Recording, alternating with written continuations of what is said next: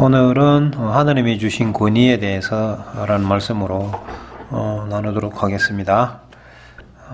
우리는 예수 그리스도의 은혜로 영혼의 자유함을 받았습니다. 이 자유함에 대해서 근데 책임이 따른다고 합니다. 우리가 얻게 되는 영혼의 자유에서 첫 번째로 받은 책임과 의무는 그리스도인으로서의 사랑입니다. 요한복음 13장 34절 35절에 새 계명을 너희에게 주노니 서로 사랑하라. 내가 너희를 사랑한 것 같이 너희도 서로 사랑하라. 너희가 서로 사랑하면 이로써 모든 사람이 너희가 내 제자인 줄 알리라 말씀하셨습니다. 그리스도인의 사랑은 하나님의 사랑을 나타냅니다. 그리스도인의 책임을 한마디로 설명하자면 하나님을 사랑하느냐? 그러면 네 영혼이 원하는 대로 행하면 된다. 하나님을 사랑하느냐 이 질문에 yes라는 답이 나오면 다음 행동은 하나님의 명령에 순종하는 마음이고 순종은 사랑의 열매를 맺기 때문에 하나님을 사랑하는 자의 결과에 대해서 답이 나옵니다. 사랑이란 무엇인가요? 사랑에는 사랑하는 상대가 있습니다. 우리가 사랑하는 상대는 하나님이십니다. 하나님과 나의 관계가 올바른 관계, 사랑의 관계가 된다면 형제를 사랑하게 됩니다. 그리고 다른 사람을 긍휼히 여깁니다. 하나님을 뜨겁게 사랑하느냐? 그러면 자연히 형제를 뜨겁게 사랑하게 됩니다. 그리고 믿지 않는 세상 사람들을 보면 긍휼히 여기는 마음과 또 그들도 구원받기를 원하는 그러한 주님의 사랑이 생깁니다. 왜냐하면 거듭난 내 마음에 하나님의 마음을, 하나님의 그 속성을 닮은 마음이 생겼기 때문입니다. 그래서 베드로는 2장 17절에 모든 사람을 존경하며 형제들을 사랑하고 하나님을 두려워하며 왕을 존경하라. 모든 사람을 존경하라고 일러주십니다. 믿지 않는 사람이라고 함부로 대한다든지 무시한다면 내가 그 사람에게 복음을 전할 수가 있겠습니까? 세상 사람들이 혹자는 말합니다. 믿는 사람들이 더해. 교회 다니는 사람들은 깍쟁이야. 이런 말들을 끼리끼리 자기들 위주로 많이 단합하고 모인다고 이야기를 듣습니다.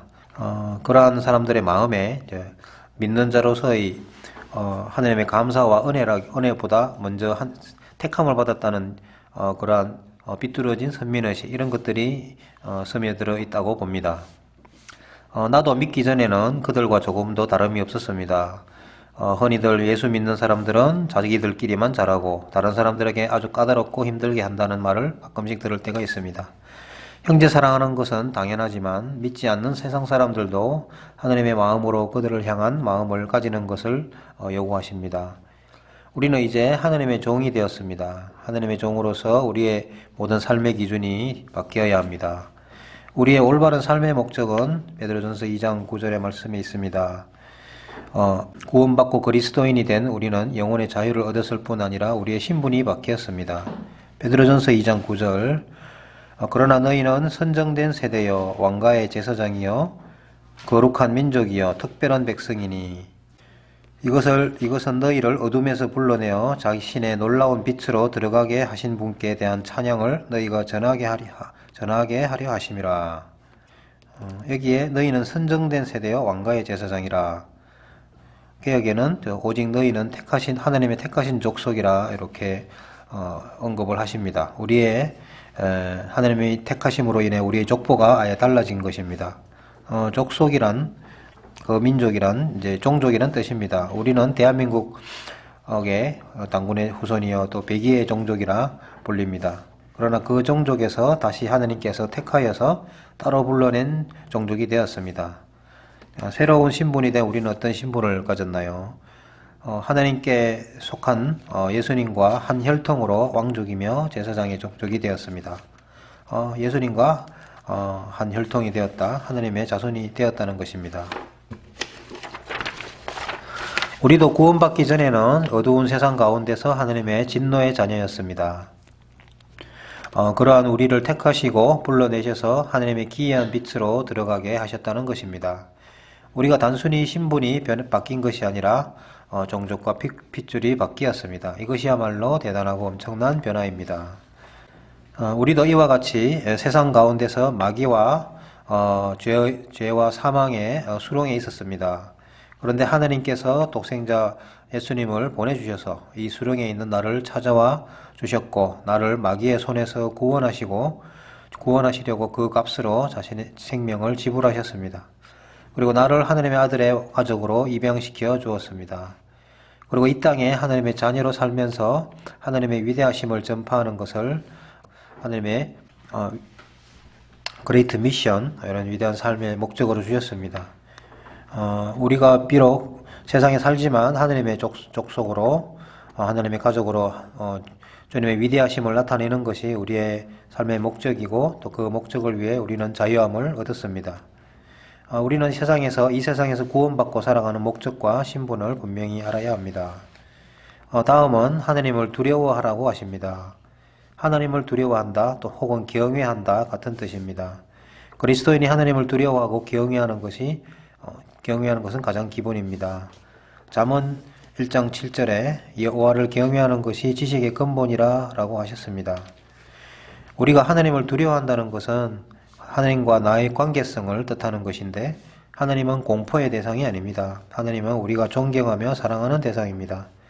하나님께서 내가 이해할 수 없는 그 위대한 사랑으로 나를 사랑하셨기 때문입니다. 구원받은 우리에게는 하나님이 나의 삶의 가장 중심부에 계십니다. 지금도 내주하시는 성령 하나님께서 우리 마음속에 분명히 계십니다. 하나님을 사랑하고 경외하는 자는 하나님의 교훈과 말씀을 가장 소중히 여깁니다. 그리고 그 말씀 안에는 우리의 모든 삶의 지혜가 그 안에 있습니다. 하나님을 경외하고 사랑하는 자들에게는 말씀 안에서 그들을 인도하십니다. 왕을 존경하라고 하셨습니다. 그때 당시 베드로가 이 서신을 쓸 때 왕은 네로 황제였습니다. 그런데 이 서신을 쓰면서 왕을 존경하라고 하였으니 참으로 기이한 지도를 하신 것입니다. 하나님은 질서의 하나님으로 그리스도인들에게 권위에 순종할 것을 말씀하신 것입니다. 18절부터 베드로전서 2장입니다. 베드로전서 2장 18절부터 베드로 사도는 그리스도인의 세상 사는 목적을 가르쳐 주시고 그리고 사회생활에서 어떻게 살아야 한다는 것을 아주 상세하게 설명해 주었습니다. 베드로전서 2장 18절 종들아 모든 두려움으로 너희 주인들에게 복종하되 선하고 부드러운 자들에게 뿐만 아니라 까다로운 자들에게도 그리하라. 사람은 원래 복종이라는 말에 거부감이 옵니다. 아담이 타락할 때에 내 마음의 주인이 나라는 존재가 주인이 되었습니다. 원래 인간은 하나님이 주인이시며 사람은 하나님께 순종하도록 만드셨습니다. 마귀의 속임으로 인해 죄를 범한 이래로 내가 주인이 되었기 때문에 인간은 복종, 순종이라는 상황을 아주 싫어합니다. 모두 위에서 명령하고 다스리기를 원합니다. 이것이 바로 권력인 것입니다. 세상 역사와 또 각종 드라마의 소재로 나오는 것들에 하늘에 해가 두 개가 없다. 2인자는 언제나 2인자로 있지 못하고 반역을 꾀하든 쿠데타를 하든 꼭 올라서려고 하는 이런 권력의 속성을 빗댄 많은 세상 역사와 또 이야기들이 많습니다. 그래서 인간이 이러한 권력을 추구하기 때문에 인간이 인간을 노예로 삼는 일이 생깁니다. 노예 제도는 하나님의 법에서 어긋난 것입니다. 원래 이스라엘 백성들에게는 노예 제도가 없습니다. 단지 어떤 사람이 빚을 져서 그 빚을 대신해서 그 집의 종으로 자기의 노동으로 빚을 갚았고 그 빚을 다 갚게 되면 더 이상 그 집에서 종으로 일하지 않아도 됩니다. 또한 율법으로 종은 6년 동안 그 집에서 종살이하지만 7년째에는 반드시 자유함을 주었습니다. 베드로가 이 서신을 쓴 것은 그 당시 로마 제국 사회에서 노예 제도가 있었습니다. 그 당시 인구의 6천만이 노예였고 사실 전체 인구의 30-40%가 노예였다고 합니다. 이러한 환경에서 그리스도인이 노예로서 어떻게 하여서 하나님의 영광을 드리느냐에 초점을 두었습니다. 무엇이 하나님께서 원하시는 것인가를 설명하고 있습니다. 그리스도인들의 삶의 목적은 이 땅 가운데에 두지 않고 있습니다. 오직 하나님의 영광과 그분의 위대하심을 나타내는 것이 목적이기 때문에 권위에 순종하라고 하신 겁니다. 12절에 이방인들 가운데서 너희 행실을 정직하게 하라. 이것은 그들이 너희들로 악을 행하는 자라고 비방하다가도 자기들이 바라볼 너희의 선한 행위들로 인해 돌아보시는 그날에 하느님께 영광을 돌리게 하려 함이라. 이 말씀에도 세상에서 그리스도인으로 하여금 하느님을 위하여 고난받고 참음이 하느님께 영광이 된다고 하십니다. 그 당시에는 억울한 것 같으나 그 어떤 것이라도 주님의 이름으로 고난받고 참는다면 우리에게는 그 상급이 돌아오게 되고 하느님께는 영광이 되는 것입니다. 선하고 관용하는 주인에게만 충성하고 복종하는 것이 아니라 까다로운 주인에게도 복종하라는 것입니다. 로마 제국 당시 원래 부모가 로마 시민으로 그 자녀로 태어나든지 아니면 많은 돈을 주고 로마의 시민권을 획득하든지 해야 했습니다. 로마 시민권을 가지지 않으면 모두가 다 종의 신분으로 나라의 법에 의하여 보호를 받지 못했습니다. 그리고 종들은 주인의 소유물이 되었고 그 종들이 아이를 낳으면 그 아이들도 주인에게 속하게 되었습니다.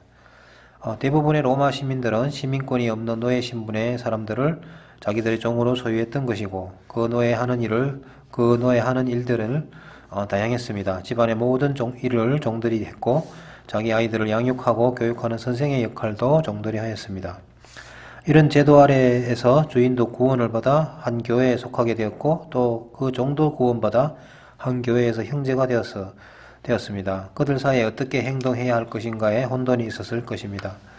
그래서 베드로는 지금 종들에게 주인을 향하여 어떠한 행동을 해야 한다는 지침을 주신 것입니다.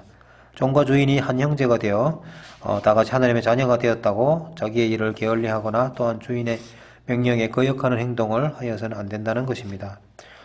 오늘날의 우리의 삶에 적용을 해보자면 직장에서는 상사들이 있습니다.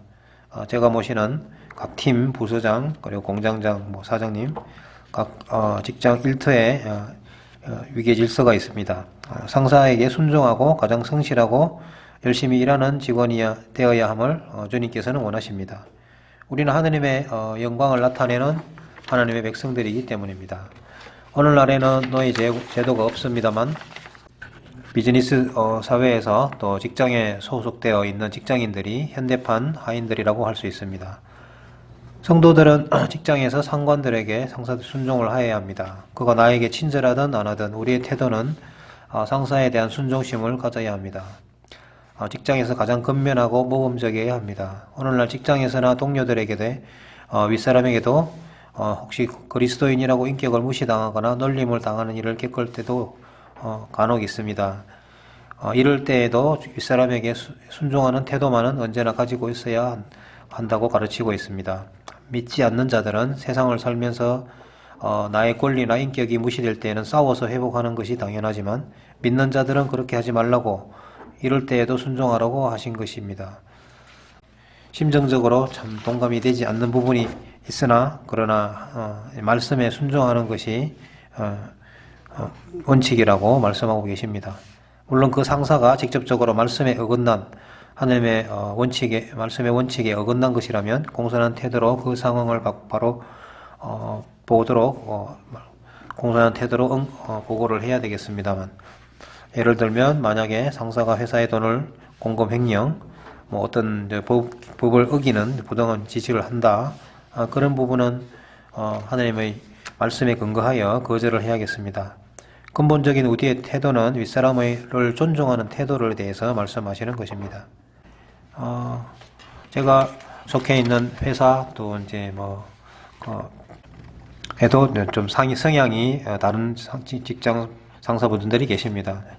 같은 팀 품질팀 부서장님은 좀 성격이 온순한 분입니다. 그리고 다른 부서장의 성격은 또 상당히 와일드하고 거칠게 아래 팀원들을 대하고 있습니다. 그러한 상황에서 어떤 팀에 소속되어 있든지 간에 주님께서 말씀하신 이러한 원칙을 가지고 직장 생활의 태도에 임해야 한다는 게 하나님의 말씀이십니다. 최근에 이제 휴대폰으로 이제 블라인드 앱에 가입해서 이렇게 이제 직장인들의 불만 토로회장을 많이 활용하는 것을 듣고 보고 있습니다.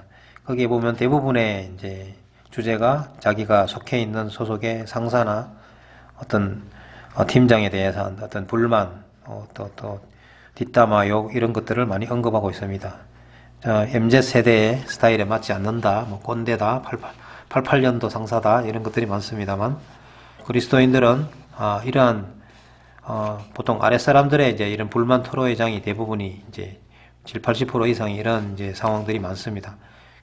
조직과 어떤 회사마다 다 다르지만 이러한 것들이 이제 대부분이 주제가 되었는데, 그리스도인으로서는 내가 이런 데 동조할 것이 아니라 내가 처해 있는 곳에서의 어떠한 태도로 업무에 임하고 또 윗사람을 대해서 대할 것인가, 그 부분에 초점을 맞추어서 생활을 해야겠다는 것을 좀 상기시키고 있습니다. 하나님의 명령에 순종하고 하나님께 영광을 돌리기 위해서 순종하는 태도를 유지하여야 합니다. 그리고 모든 것을 주님께 맡겨야 합니다. 물론 내 신앙의 양심이나 아니면 하나님의 말씀에 분명히 위배되는 것이라면 온유한 마음으로 그리고 존경한 마음으로 나의 뜻을 전하고 타협하지 말아야 할 경우도 있습니다만, 그러나 근본적인 마음은 그 상사를 존경하고 윗사람으로 대접해야 한다는 것을 말씀은 가르치고 있습니다. 베드로전서 2장 19, 20절에 사람이 부당한 일을 당하고도 하나님을 의식함으로 고통을 견디면 이것은 감사할 일이나 너희가 너희 잘못으로 인하여 매를 맞고 참으면 그것이 무슨 영광이냐. 그러나 너희가 잘 행하고도 그것으로 인해 고난을 당하고 끈기 있게 그것을 견디면 이것은 하나님께서 받으실 만한 것이니라. 사람을 잘못을 하지 않았는데 어떤 이유로든 부당함을 당한다면 그것은 인간적으로 참고 넘어가기가 참 힘들 일입니다만, 그러나 만일 그렇게 참는다는 것이 하나님의 영광을 위한 것이라면 하나님 보시기에 기쁨이 된다는 말씀이십니다. 육신의 생각으로는 그 부당한 일에 보복을 하고 싶고 대갚음을 하고 싶은 게 인지상정입니다. 그러나 그러한 행동이 하나님께서 어떻게 생각하실까 먼저 생각을 해야 되겠습니다. 물론 그리스도인이라고 해서 다른 사람에게 무조건 그 권리가 무시받고 살아야 한다는 뜻은 아닙니다. 우리는 지혜가 필요합니다. 기도로 하나님께 도움을 받고 그 상황을 해결해 나가야 할 것입니다. 결코 인간적이거나 육신이 앞서서 하나님의 영광을 가려서는 안 될 것입니다. 베드로는 억울하게 모든 고통을 받으시면서 하나님의 뜻을 위하여 고난을 받으신 모범을 보여주신 예수님의 고난에 관해 예를 들어 설명을 해주셨습니다. 예수님은 고통받으신 하나님의 종이셨습니다. 그리스도께서 너희를 위하여 고난을 받으사 너희에게 본을 보여주셔서 그 자취를 따라오게 하려 하심이라.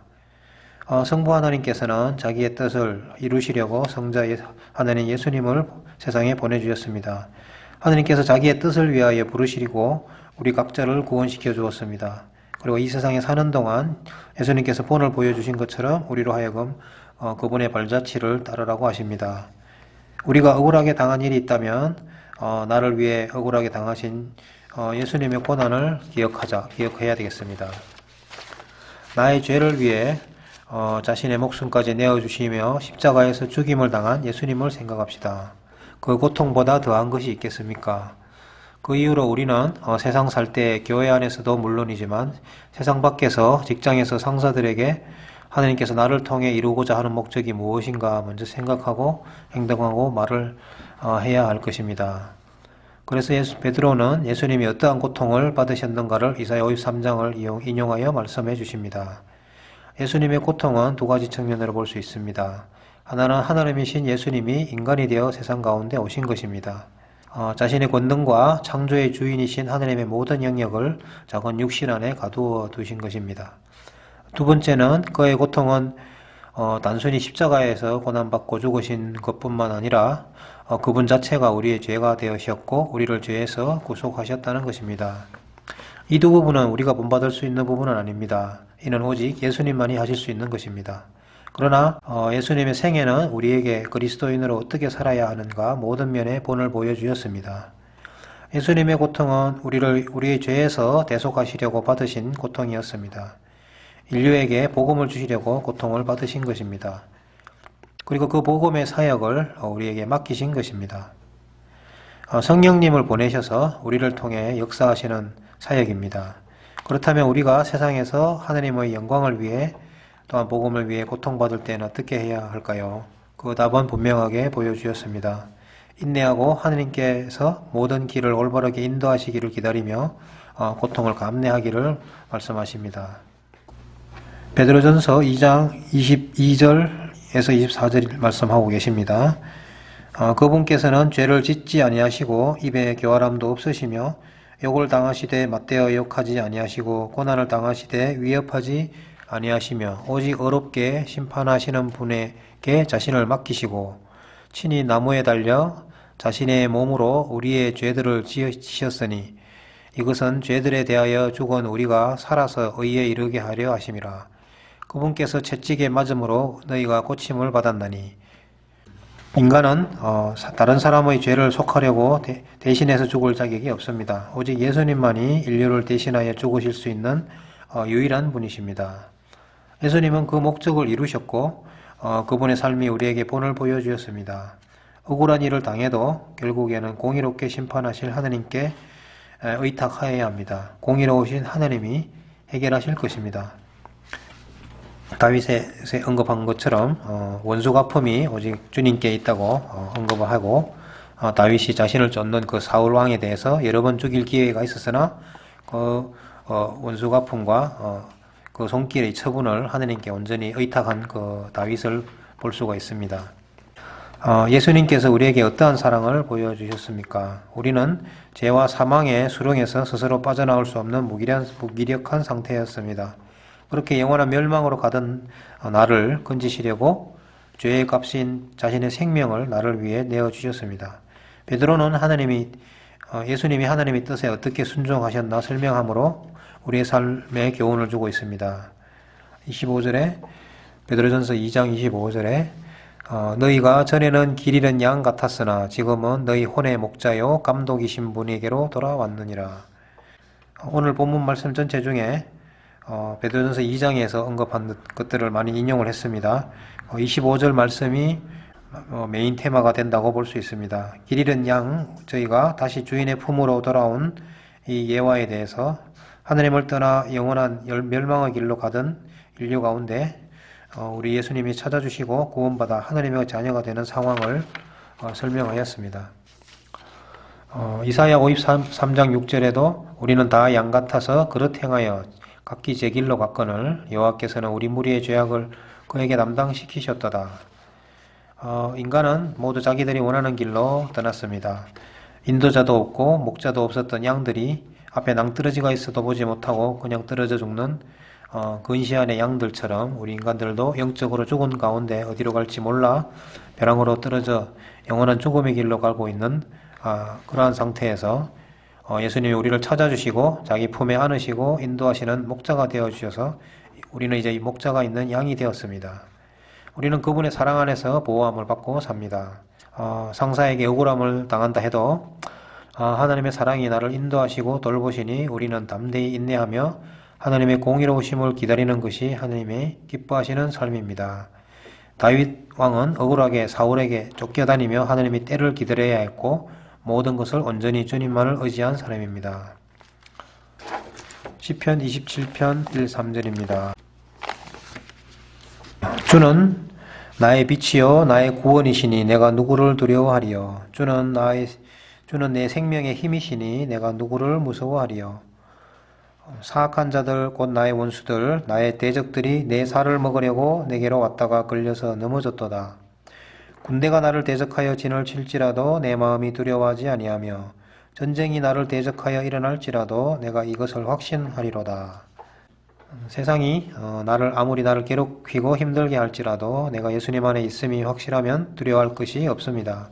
담대히 세상 가운데서 권력을 하나님께서 임시로 맡겨둔 우리의 윗사람들, 권위자들에게 그 권위자들이 가족의 어른이든 어떤 사회 지도자든 어떤 내가 속한 일터에서의 상사 등 모든 권위를 맡은 자들에게 순종하며 하나님께서 기뻐하시는 삶을 살기를 기도합니다. 아멘. 아버지 하나님, 저희가 멸망할 수밖에 없고 허강 가운데서 마지막 앞을 모르며 멸망할 수밖에 없었으나 우리 주 예수 그리스도를 보내셔서 하나님의 크신 은혜와 사랑으로 우리를 흑암에서 건져주시고 또 하나님과 교제하고 하나님의 자녀로서 영원한 유업을 이을 자로 삼아주신 주님께 감사를 드립니다.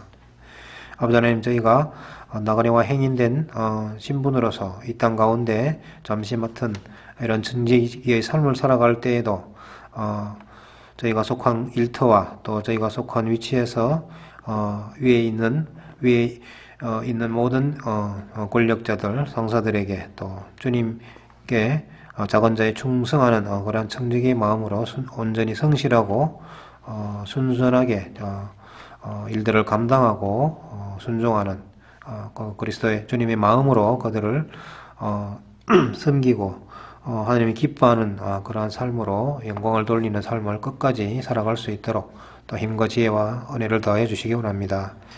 저희가 약할 때에도, 실족할 때에도, 육신에게 져서 넘어질 때에도 저희를 끝까지 붙들고 놓지 않으시는 그리스도의 크신 사랑과 하나님의 그 은혜를 기억하며 다시 일어서서 주님의 길을 묵묵히 걸어가고 달려갈 수 있는 그러한 그리스도의 기뻐하시는 자녀가 될 수 있도록, 하나님의 자녀가 될 수 있도록 인도해 주시옵소서.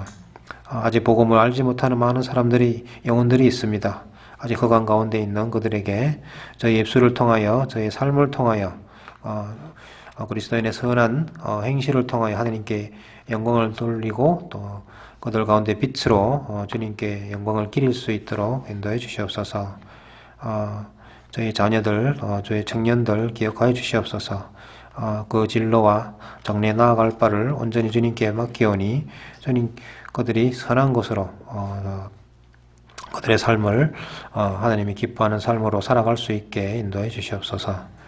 이 시간 함께 해주신 주님 감사를 드립니다. 예수님 이름으로 기도합니다. 아멘.